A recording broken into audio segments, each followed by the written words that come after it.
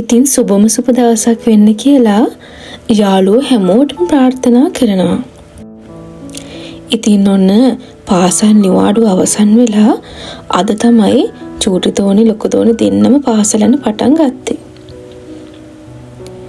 ඉතින් මේ තියෙන්නේ මම ලංකාවෙන් ගෙනාපු බෙලිමල්. මං සැරින් සැරේ මේ අඩු වෙනකොට බෙලිමල් මං කොහොම හරි තියාගන්නවා. ඉතින් මම මේ ලෑස්ති වෙන්නේ මුලින්ම මූණකට සෝතගෙන ඉවර වුණාට පස්සේ උදේ මම බුද්ධ පූජාව ලෑස්ති කරන්න තමයි මේ යන්නේ. ඉතින් බෙලිමල් අරගත්තෙත් ඒකටම තමයි. ඒත් එක්කම ඉතින් උදේ කෑම වෙලත් හදලා ඒ වගේම අද චූටි තෝනිට කෑම යවන්නත් තියෙනවා. ඇත්තටම මට ඉතින් ගොඩක් දේවල් ගන්න බැරි වුණා. මොකද මම හිතුවේ චූටි තෝනිගේ මේ නර්සරි එක පටන් ගන්න හෙට කියලා. ඉතින් තියෙන දේවල් මොන හරි කරලා ෂේප් කරලා තින් පොඩි කෑම එකක් මං ඉතින් යාට හදලා දුන්නා. ඉතින් මේ තියෙන චූටි තෝනි ලොකු තෝනිට උදේ හදන කෑම එක. ඉතින් අයියත් ඉතින් මෙන්න මේව තමයි ඉතින් කන්න ඉතින් උදේ මම තුන් දිනාටම ඉතින් මේ විදිහට කෑම එකක් හදලා දුන්නා. ඉතින් යාළුවා හරි ආසයි මෙන්න මේ විදිහට ටොමැටෝ සෝස් දාලා චීස් දාලා අවන් එකේ තප්පර 30ක් 40ක් 50ක් වගේ හිතමුකෝ. ඒ වගේ ප්‍රමාණයක් දාලා ගත්තාම මේක හරිම රසයි. අපේ ලොකු දෝනි සාමාන්‍යයෙන් ඉතින් චීස් වගේ දේවල් නිකන් කන්නේ නැහැ. ඉතින් ඒ හින්දා හරි අමාරු යට චීස් එකක් දෙන්න. ඉතින් මේ වගේ දුන්නම තමයි එයා ඉතින් එහෙම හරි කන්නේ. ඉතින් ඒත් එක්ක මම උදේ බුද්ධ පූජාවට මේ විදිහට පෑන් කේක් එකක් හදාගන්න තමයි මේ ලෑස්ති වෙන්නේ. ඉතින් මම සාමාන්‍යයෙන් උදේට බුද්ධ පූජාව තියෙනවා. දවල් බුද්ධ පූජාව හවසට මං ගිලම්පසකකුත් තියෙනවා. සමහරක් වෙලාවට මගේ අතින් අත්පස් වෙන වෙලාවලුත් ඉතින් තියෙනවා. ඒ වුණත් ඉතින් මට කරන්න පුළුවන් හැම වෙලාවකම වගේ මම මේ දේවල් කරනවා. අපි මේ දේවල් කරන්නේ මේ ජීවිතයට ඒ වගේම අපේ මේ සංසාර ජීවිතයට. ඉතින් ඇත්තට අපි මේ දේවල් සතුටින් කරනවා නම් ඊතරත් ලොකු සැහැල්ලුවක් දැනෙනවා. ඒ දේවල් දිහා බලාගෙන දරුවෝ වුණත් මේ දේවල් ඉගෙන ගන්නවා කියලා මට හිතෙනවා. ඉතින් ඇත්තට මං හරිම ආසාවෙන් තමයි මේ දේවල් කරන්නේ. ඉතින් මේ විදිහට මම පෑන් කේක් එකක් හදාගත්ත. මම මේකට බිත්තර එකතු කරේ නැහැ. කිරි විතරයි මේකට මං දාගත්තේ. ඉතින් ওই විදිහට මම පෑන් කේක් කීපයක්ම උදෑසන බුද්ධ පූජාවට මං සූදානම් කරගත්තා. ඉතින් ඊට පස්සේ මෙන්න මේ තියෙන්නේ දැන් බේක් වෙලා තියෙන මේ පාන් දෙක. දැන් මේ දෙක මං අපේ දෝන්ලා දෙන්නට ලෑස්ති කරලා දෙන්නයි යන්නේ. ලොකු දෝන්න ඉස්කෝලේ පටන් ගන්න 8ට. එයාගේ ඉතින් ඉස්කෝලේ තියෙන අපේ ගෙදර ඉඳලා විනාඩි 2ක් වගේ දුරේ. ඒ වුණාට ඉතින් ගෙදරින් යන්නේ ඉතින් 8ත් පහ වෙලා තමයි. සාමාන්‍යයෙන් ඉතින් අර ඉස්කෝලේ ළඟ ඉන්න හැමෝම එහෙමනේ. පරක්කු වෙලාම ඉස්කෝලේ යන්නත් ආස. ඉතින් ඔන්න විදිහට මම ඉතින් තව හදාගත්තු පාන් කීපයක් අරගෙන ඒකිනුත් පොඩ්ඩක් බුද්ධ පූජාවට මේ විදිහට තිබ්බා. තියලා මම පෑන් කේක් දෙකක් මේ විදිහට මම බුද්ධ පූජාවට එකතු කරගත්තා. සාමාන්‍යයෙන් අපිට තියෙන ඕනම දෙයක් බුදුහාමුදුරුවන්ට මේ විදිහට පූජා කරන්න ඉතින් පුළුවන්. බිස්කට් එකක් හරි කමක් නෑ වට පූජා කරන්න පුළුවන් නම් ඒක කොටාක් වටිනවා. මොනම ආගමක වුණත් බෞද්ධ වුණත් ක්‍රිස්තියානි වුණත් මොනම ආගමක වුණත් තමන් මේ දේවල් ආදවතින්ම පිළිපදිනවා නම් තමයි වඩා වැදගත් වෙන්නේ. අපි මොනතරම් දේවල් ලෝකෙට පේන්න කළත් ඒක අපේ හදවතේ නැත්නම් ඇත්තට මේකෙන් කිසිම ප්‍රයෝජනයක් නැහැ.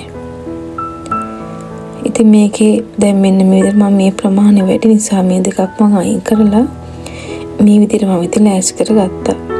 ඒත් එක්කම ඉතින් කිරි එකත් මම හදාගත්තා. මට චුට්ටක් ඉතින් බඩගිනි හින්දා. ඔන්න ඔය විදිහට ඉතින් ඊට පස්සේ මම මෙන්න මෙහෙම බෙලිමල් එකත් මේ විදිහට එකතු කරගත්තා. ඒකේ චුට්ටක් ඉතුරු නිසා දුවල දෙන්නත් නැගිටලා හිටියේ මේ වෙලාවේ. ඒ දෙන්නත් චුට්ටක් මම ඒකෙන් ඉතින් වෙන් කරලා දුන්නා. ඉතින් ඒ දෙන්න ඒකත් බීලා කිරි එකත් බීලා මේකත් කාලම තමයි ඉස්කෝලේත් ගියේ. ඉතින් අපේ වත්තේ මේ සීත කාලේ නිසා ඉතින් මල් ගොඩක් නැහැ. ඉතින් අමාරුයි මෙන්න මේගොල්ලෝ මං ඉතුරු කරගෙන ඉන්නවා කොහොම හරි. අනිත් එක තමයි ඉතින් පොඩි දෙන්නට උදේට කොහොම හරි මොන හරි කවලම යවන්න ඕන නැත්තම් ඉතින් දවල් වෙනකම් මලපඩ කින්නේනේ. මේ තියෙන මගේ පුංචි බුදු කෙටිය. ඉතින් මෙතන කබඩ් එකක් තිබුණේ අපි ඒක හදාගත්ත ඒ දේවල් වලට මේ උඩම තියෙන බුදු පිළිමේ ටික. ඉතින් පහළ කොටස මම වෙන් කරගත්ත මේ විදිහට බුද්ධ පූජා තියන්න මෙන්න මේ දේවල් වලට. ඉතින් ජීවිතයේ අන්තිමේට අපිට ඉතින් හිතේ සැනසීමක් තියෙන්නේ මෙන්න මේ වගේ තැනකදී විතරයි. ඉතින් මම හිතනවා අපේ ජීවිතේ මොන දේ වුණත් අපි අදහන ආගම දර්ශනය මේ දේවල් එක්ක අපේ ජීවිතය අරගෙන යනවා නම් ජීවිතයේ පසුතැවීම් වේදනාවන් මානසික පීඩනයන් කියන දේවල් පවා නැති වෙලා යනවා. ඉතින් මට මේ පොත දුන්න අපේ ස්වාමීන් වහන්සේ කියන මගේ පැවිදිලා ඉන්න පොඩි අයියා. ස්වාමීන් වහන්සේ තමයි මට මේ පොත දුන්නේ. ඉතින් මම මේකෙන් තමයි උදේ හවස බුද්ධ වන්දනාව කරන්නේ. ඉතින් ඒ වගේම ඉතින් මේ පින් අපේ ස්වාමීන් වහන්සේටත් නාවිනාරණ සේනාසල ලොකු ස්වාමීන් වහන්සේ ඇතුළු සීලම ස්වාමීන් වහන්සේලාට මම මේ වෙලාව අනුමෝදන් කරනවා. ඒ වගේම මගේ පවුල් අයට, මගේ නෑදෑයෝ, මේක බලන මගේ YouTube යාළුවෝ හැමෝටම මේ පින් කුසල් අනුමෝදන් වෙන්න කියලා මම ප්‍රාර්ථනා කරනවා. හැමදාම ඉතින් අපි මේ ජීවිතේ ගත කරන්න ඉතින් හැවිල්ලෙන පොඩි කාලයකටනේ. අපි සතුටින් ඉමු ඉතින්. ඔන්න මගේ ඊළඟ ඩියුටිය.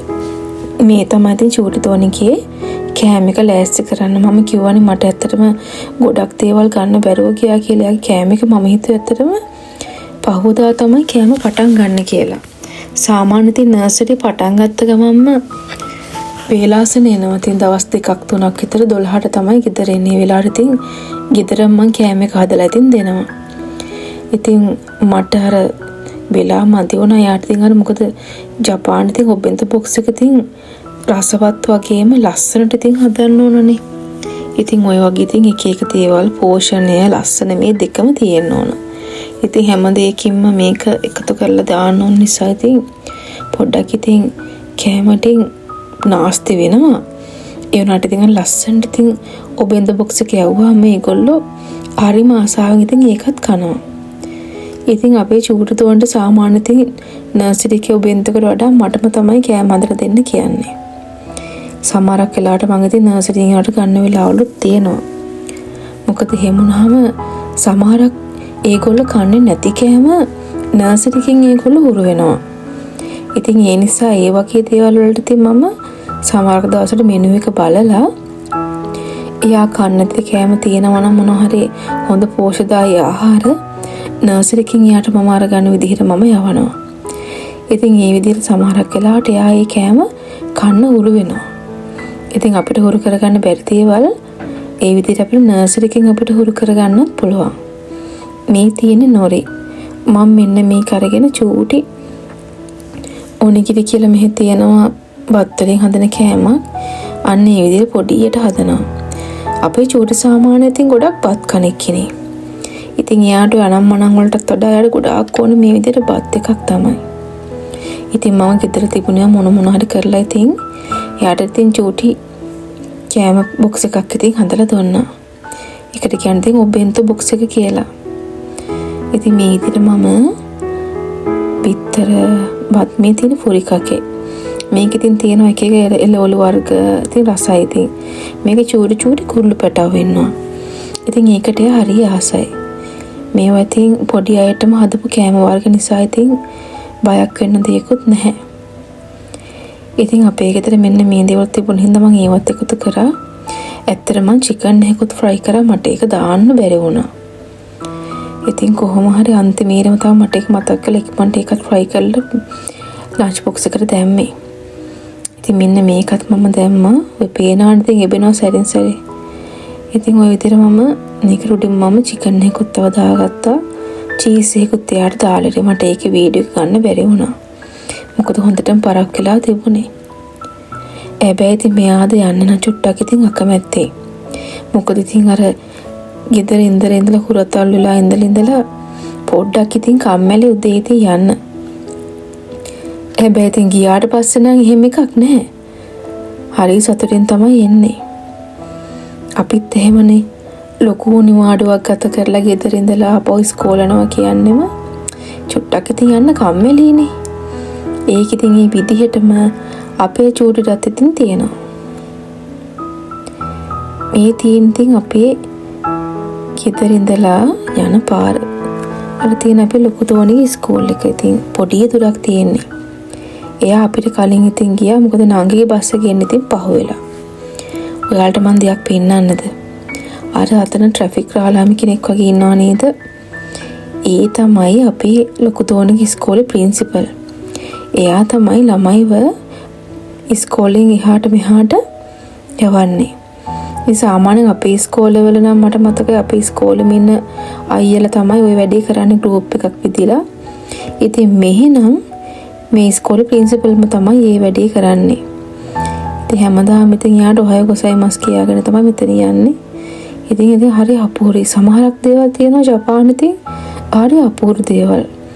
ඉතින් එහෙම දේවල් වුණාම ළමයි ප්‍රින්සිපල් ගුරුවරු ඇත්තටම ගොඩාක් යාළුවෝ වගේ තමයි ඉන්නේ. මට අපේ ඉස්කෝලේ අපේ චූටි දුවගේ ලොකු දුවගේ ඉස්කෝලේ මට දැනෙන්නේ මෙහෙම මොකද ළමයි වුණත්තර ප්‍රින්සිපල් එක්ක එකතු වෙලා වැඩ කරනවා. දැන් අපි නම් ප්‍රින්සිපල්ට චුට්ටක් බයයිනේ. හරි වසයිනේ. මේ ඉතින් අර ජපානයේ දඬුවම් කරන්න තහනම් ඉතින් ඇත්තටම දඬුවම් කරන්නෙත් නෑ. ඉතින් හරි ආදරෙන් තමයි හැමදේම කියලා දෙන්නේ. ඉතින් මේ ඉන්නේ අපේ චූටි බබා ඉතින් බස් එකේ යනකම් ඉතින් බලාගෙන ඉන්නවා. පොඩ්ඩක් ඉතින් දැන් මට ඒත් ෂුවර් නෑ අද මෙයාගේ ලන්ච් බොක්ස් එකට කෑම එක තියෙන්න ඕනේද නැද්ද කියලා. මොකද මට මේ දැන් ඊයේ තමයි يعني කලින් දවස් තමයි පටන් ගත්තේ. දා වේලාසනම දුව ආවා. සාමාන්‍ය දවස් දෙකක් වගේ පෙළපා ඇවිල්ලා තමයි කෑම පටන් ගන්න. කෑම යවන්න ඕනේ. ඉතින් මට මං ෂෝ එකක් නැහැ. බැරි වෙලාවත් අද කෑම නැහැ කියලා කිව්වොත් ලන්ච් බොක්ස් එක හදපු ටික මං ගන්නම් කියලා තමයි හිතාගෙන හිටියේ. ඉතින් ඔය විදිහට ඉතින් අපි ඉතින් බස් එක යනකම් ඉතින් බලාගෙන ඉන්නවා. මේ हेयर ස්ටයිල් එක නම් දැන් ඉතින් අපේ ලොකුතු හරුමි තමයි මේක ඉතින් දාන්නේ. හරුමිට ඉතින් හරි ආසයි නංගිට එක එක මොස්තර දාන්න. යාත් ඉතින් ඔහේ ඉතින් ඉන්න අක්කා ඕන එකක් කරන්න කියලා.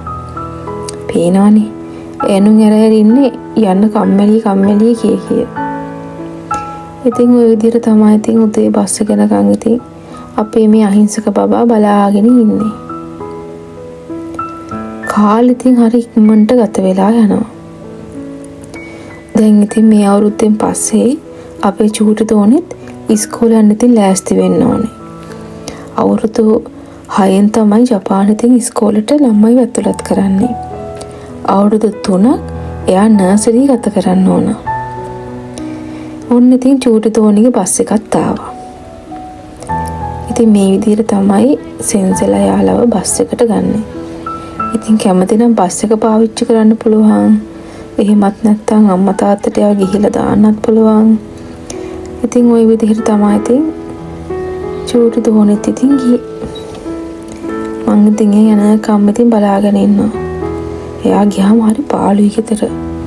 ගිහින්නම ඉතින් පාළුයි අර චූටි මික්කෙනා ඉතින් අර කෑක ගහින් එක්කෙනානේ අපේ ගෙදර.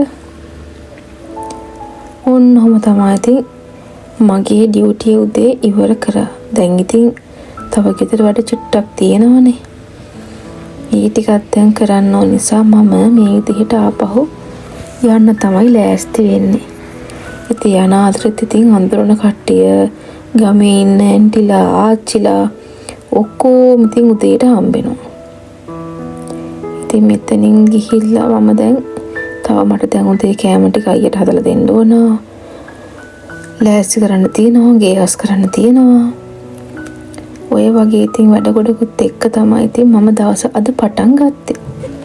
මේ අපේ ගෙවලගෙන තව ආච්චි කෙනෙක් හරි හොඳයි. එහෙනම් ඉතින් යාළුවනේ අද වීඩියෝ එකකින් මම ඔයාලගෙන් සමු අරගෙන යනවා. ඔයාලා හැමෝටම නිදුක් නිරෝගීමත් සුබම සුබ දවසක් වෙන්න කියලා මම ප්‍රාර්ථනා කරනවා. ඉතින් මේ ජීවිතේ අපි හැමෝම මොකක්ම හරි හේතුවකට හම්බ වෙන්නේ නැතිනේ. ඉතින් අපි මේ කාලේ මේ ජීවිතේ හැම දවසක්ම සතුටින් සැහැල්ලුවෙන් ගත කරන්න අපි එකතු වෙමු. හැමෝටම ආදරණීය විදිහට හැමෝටම කරුණාවන්ත වෙන විදිහට අපි ජීවිතේ ඉදිරියටම අපි අරගෙන යමු. ඉතින් මේ අලුත් අවුරුද්ද අපිට පුළුවන් ගොඩාක් දේවල් අපේ ජීවිතේ වෙනස් කරගන්න. එහෙනම් ඔයාලට ගොඩාක් ස්තුතියි මාත් එක්ක අදත් රැඳී හිටියට. තවත් වීඩියෝ එකක් අරගෙන මම ඔයාලව බලන්න ඉක්මනටම එන්න. එහෙනම් සුබම සුබ දවසක්.